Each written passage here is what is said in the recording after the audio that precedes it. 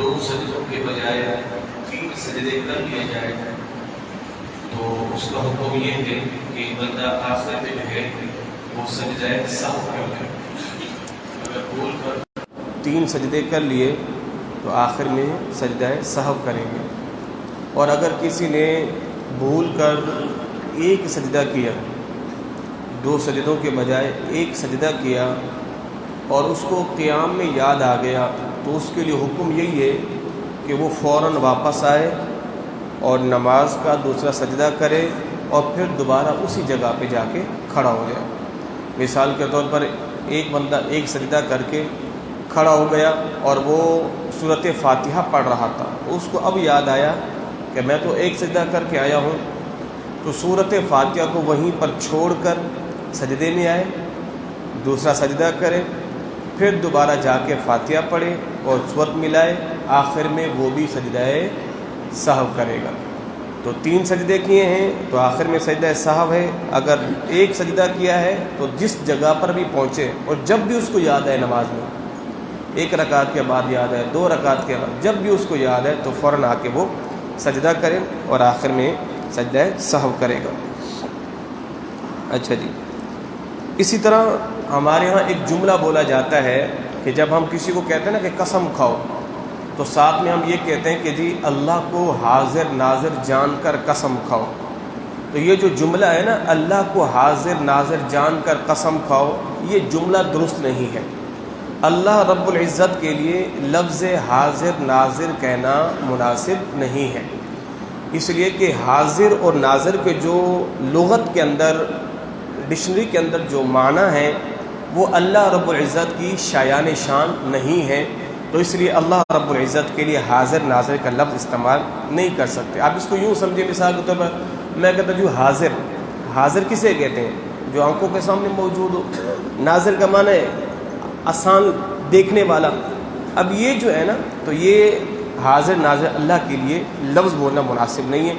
یوں کہہ سکتے ہیں اللہ سمیع بصیر ہے، وہ سننے والا ہے، وہ دیکھنے والا ہے، جیسے اس کی شان ہے. تو اس لیے اللہ رب العزت کے لفظ حاضر ناظر بولنا یہ درست نہیں ہے. اچھا جی، اسی طرح جو ہے میں نے پہلے بھی ایک مسئلہ بیان کیا تھا.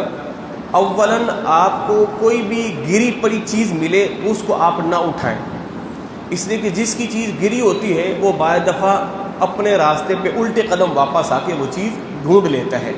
اور اگر آپ سمجھتے ہیں کہ نہیں میں یہ چیز اس تک پہنچا دوں گا، اگر میرے بغیر کوئی اٹھائے گا تو وہ ضائع کر دے گا، موبائل ہے یا شناختی کارڈ ہے، واچ وغیرہ ہے، والیٹ وغیرہ ہے، ہاں اگر آپ پہنچا سکتے ہیں اور آپ کی پہنچانے کی نیت ہے تو اٹھائیں. اور اگر آپ کہتے ہیں کہ نہیں مجھ تک بندہ نہیں پہنچے گا تو اسی چیز کو چھوڑ دیا جائے.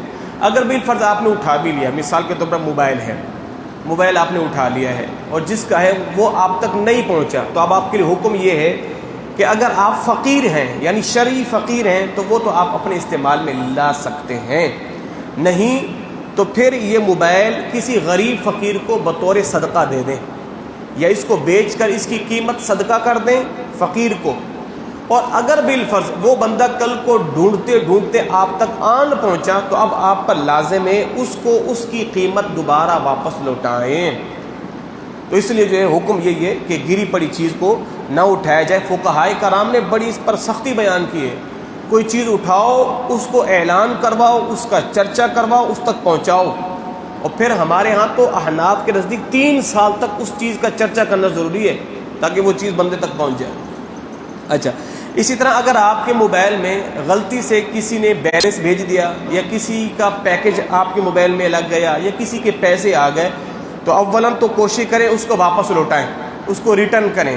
اگر آنے والے کا کوئی نمبر نہیں ہے تو اس وقت پھر یہ کہ جتنی رقم آپ کے موبائل میں آئی ہے بیلنس کی صورت میں یا پیکج کی صورت میں تو وہ رقم کسی غریب فقیر کو صدقہ کر دیں اس کی نیت سے کہ اس کا ثواب اللہ اس کو عطا کر دے. یا پھر اگر آپ شریف فقیر ہیں، شریف فقیر کا مطلب یہ کہ اگر آپ زکوٰۃ فطرانے کے مستحق ہوئے تو پھر وہ زکوٰۃ وہ رقم آپ اپنے استعمال میں لا سکتے ہیں. بصورت دیگر واپس کرنا یہ ضروری ہے. اچھا جی، موبائل پر قرآن پاک پڑھنا چاہیں تو بغیر وضو کے پڑھ سکتے ہیں. موبائل میں جیسے قرآن ہے یا کوئی اوراد ہیں، وظیفے ہیں، تو بغیر وضو کے موبائل میں قرآن شریف دیکھ کر پڑھ سکتے ہیں. اگر آپ ٹچ بھی کرتے ہیں تو اس میں بھی کوئی حرج نہیں ہے. اچھا جی، اسی طرح اکثر نوجوان گلے میں چین وغیرہ پہنتے ہیں یا ہاتھوں میں کنگن پہنتے ہیں، انگوٹھیاں پہنتے ہیں، چھلے پہنتے ہیں اور پاؤں میں بہت سے دھات والے کنگن پہنتے ہیں، تو یاد رکھیے گا یہ سارے کے سارے جہنمی زیور ہیں، اور میرے مدنی آقا نے مرد پر یہ ساری چیزیں حرام فرمائی ہیں۔ اگر کوئی شخص پہننا بھی چاہے تو ایک انگوٹھی پہن سکتا ہے جس کا وزن 4.5 ماشے سے کم ہو، ایک نگ والی، وہ مرد پہن سکتا ہے۔ اس کے علاوہ سونے کی، چاندی کی، پیتل کی، تانبے کی، کسی بھی دھات کی آرٹیفیشل وغیرہ ہو، لاکٹ ہے، چین ہے، کڑا ہے، یہ ساری چیزیں مرد پر جائز نہیں ہیں۔ ہاں، عورتیں جو ہیں وہ زیب و زینت کے لیے استعمال جو ہے وہ کر سکتی ہیں۔ اچھا جی، اسی طرح جی وہ سونے کی انگوٹھی پر چاندی کی انگوٹھی پر سونے کا پانی چڑھوا لینا، اس میں کوئی قباحت نہیں ہے، یہ کر سکتے ہیں۔ یعنی چاندی تو انگوٹھی کی ہے، اس کا وزن 4.5 ماشے سے کم ہے، اگر اس پر آپ نے سونے کا پانی چڑھوا لیا ہے، سونے کا پانی لگوا لیا ہے تو اس پر جو ہے وہ کوئی حرج نہیں ہے۔ اچھا جی، اسی طرح بیانہ ضبط کر لینا، جب ہمارے یہاں یہی ہوتا ہے نا کہ آپ کوئی چیز لیتے ہیں نا تو پہلے بیانہ دیتے ہیں، اور یہ بات طے یہ پاتی جناب اگر آپ نے سودا نہیں کیا تو آپ کا بیانہ ضبط آپ کو واپس نہیں ملے گا، یہ بالکل ناجائز ہے، بالکل ناجائز ہے، بالکل ناجائز ہے، گناہ ہے۔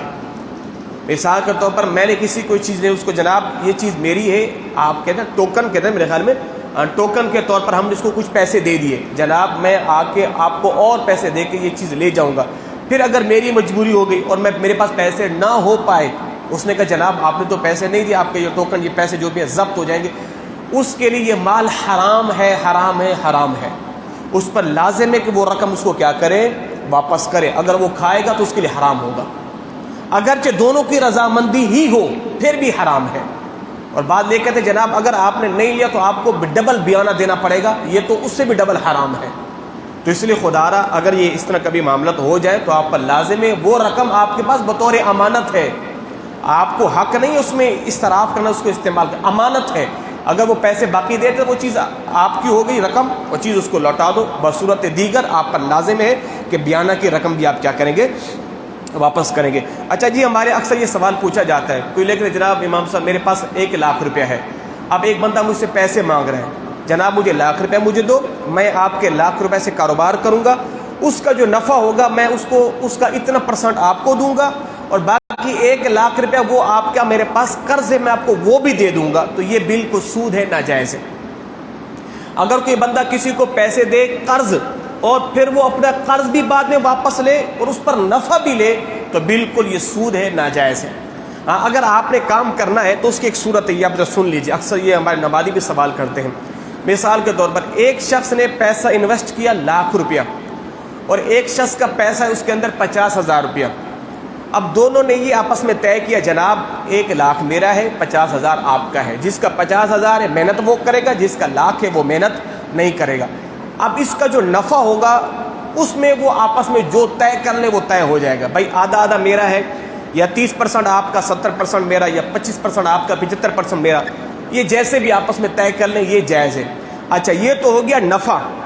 نقصان کے اندر بھی نقصان کس کو کتنا ہوگا؟ جس کا 50,000 ہے، جب مال کے اندر نقصان ہوگا نا تو 50,000 والے کا نقصان 50,000 کے حساب سے ہوگا، جس کا 1,00,000 ہے اس کا 1,00,000 روپے کے حساب سے ہوگا۔ مثال کے طور پر اگر نقصان ہوا ہے جناب 10 روپے کا، تو جب 10 روپے کا نقصان ہوا تو اس 10 روپے کو تقسیم کریں گے، جس کا 1,00,000 روپیہ ہے اس کا نقصان زیادہ ہوگا، جس کا 50 ہے اس کا نقصان کم ہوگا۔ مثال کے طور پر اگر پیسہ سارا ڈوب گیا ہے تو ظاہر جس کا 50,000 روپیہ تھا اس کو جو وہ 3% اور جس کا جو 1,00,000 روپیہ اس کا 7%۔ نقصان کے اندر پیسے کے حساب سے نقصان ہوگا، جس کا جتنا پیسہ نقصان اس کا اتنا ہوگا، جس کا کم پیسہ اس کا نقصان کم شمار ہوگا۔ باقی رہا نفع میں آپس میں طے کر لیں، جتنے میں آدھے میں کر لیں، پونے میں کر لیں، تہائی میں کر لیں، وہ ان کی آپس میں رضامندی ہے۔ اچھا جی، آخری مسئلہ، نماز جنازہ میں چوتھی تکبیر جو ہے، یہ مسئلہ میں نے بارہا بیان کیا، جب نماز جنازہ میں چوتھی تکبیر کہی جائے نا تو چوتھی تکبیر کے ساتھ ہی آپ دونوں ہاتھوں کو کھول دیں۔ لوگ کیا کرتے ہیں، ایک طرف سلام پھیرتے ہیں، ایک ہاتھ چھوڑتے ہیں، اور دوسرا سلام پھیر کے دوسرا ہاتھ چھوڑتے ہیں۔ حکم یہ ہے کہ جب امام نے چوتھی تکبیر کہی اللہ اکبر، اللہ اکبر کہتے آپ دونوں ہاتھوں کو چھوڑ دیں، دونوں ہاتھوں کو چھوڑنے کے بعد پھر آپ ایک طرف سلام پھیریں اور دوسری طرف جو ہے آپ سلام پھیریں۔ اچھا جی، صف مکمل ہو گئی ہے، صفیں مکمل ہوگی، ایک بندہ آیا ہے، حکم تو یہی ہے کہ پیچھے اکیلا نمازی صف میں کھڑا نہ ہو، آپ پر لازم آپ انتظار کریں۔ اگر پیچھے سے کوئی نمازی آ رہا ہے تاکہ وہ دو نمازی ہو جائیں گے پچھلی صف میں، تو آپ اس کا انتظار کریں، اس کو آنے دیں۔ اگر آپ سمجھتے ہیں ابھی نمازی کوئی آنے والا ہی نہیں ہے اور آگے صفیں بھی ساری مکمل ہیں، اب آپ کو پیچھے اکیلا کھڑا ہونا پڑے گا، تو آپ پر ضروری ہے کہ اگلی صف میں سے کسی بندے کو پکڑ کے پیچھے کھڑا کر کے دو نمازی ہو جائیں پچھلی صف میں۔ مگر یہاں پر ایک یہ بھی اس وقت میں کہ جب اس کو بھی یہ مسئلہ معلوم ہو۔ ویسے اگر آپ کسی پر بھی ہاتھ ڈالیں تو وہ تو لڑائی شروع ہوگی، بھائی مجھے کہاں کھینچ کے لے کے جا رہے ہو، ٹھیک ہے نا؟ تو اس صورت کے اندر پھر آپ اکیلے ہی کھڑے ہو جائیں، پھر کسی پر آپ ہاتھ نہ رکھیں۔ ہاں سب کو اگر مسئلہ معلوم ہو جائے تو اب جیسے مثال کے طور پر حکم تو یہی ہے نا، اگر امام کا وضو ٹوٹ جاتا ہے نماز میں، حکم کیا ہے کہ مؤذن آگے آ جائے، دبے پاؤں نماز کو وہیں سے کنٹینیو جاری رکھیں۔ اب جب کہ یہ مسئلہ معلوم ہو، اگر مسئلہ معلوم ہی نہ ہو اور امام صاحب کا وضو ٹوٹا وہ جانے لگے تو قوم تو مولوی صاحب کہاں جا رہی ہے، ہم تو کھڑے ہوئے آپ کہاں جا رہے ہیں؟ تو اس لیے پہلے مسئلے کا بتانا ضروری ہے تاکہ پھر جو ہے وہ مسئلہ اپلائی بھی ہو۔ تو اس لیے میں نے مسئلہ بیان کر دیا، کبھی ایسا ہو جائے اکیلے ہیں، پیچھے کوئی آنے والا بھی نہیں ہے، اگلی سب میں سے کسی کو پیچھے کھڑا کر دیں اپنے، بشرط ہے کہ اس کو بھی یہ مسئلہ معلوم ہو، نہیں تو پھر آپ اکیلے ہی کھڑے ہو جائیں، نماز آپ کی ہو جائے گی۔ اللہ ہم سبوں کو دین سیکھنے کی توفیق عطا فرمائے۔